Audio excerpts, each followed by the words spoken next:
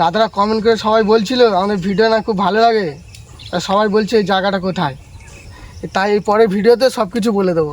এই তো দাদার কাছে চলে এসেছি। দাদা দাদা দাদা দাদা তোমার ভিডিওটা দেখে বড় ফ্যান হয়ে গেছি। তো তুই কোথা থেকে আসছিস? জয়খালিতে। কি কি কি কি কি আরে বলুন কি? জয়খালিতে। ঠিক আছে, তোমার গন্ডি কেটে আসতে কে বলেছি?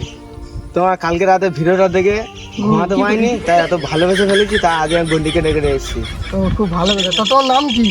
রাকেশ।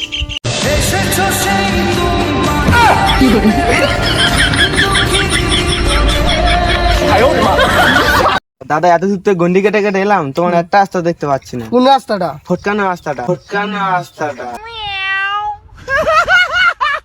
আসো আসো দেখাচ্ছি, আসো আসো। দাদা ফটকানো রাস্তাটা কই? এই তো ভোটখানা রাস্তা।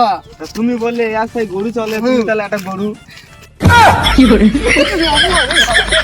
তোমরা অনেকে বলছিলে যে তোমাদের ওখানে কিভাবে যাবো, তো মথুরাপুর এসে অটো স্ট্যান্ডে এসে বলবে নালুয়াতে যাবো, নালুয়াতে লেবে এসে 2-3 মিনিট হেঁটে আসলে এই রাস্তা দেখতে পারবে, আসলে আমাদেরকে দেখতে পারবে। লাইক কমেন্ট ফলো করে বেশি বেশি।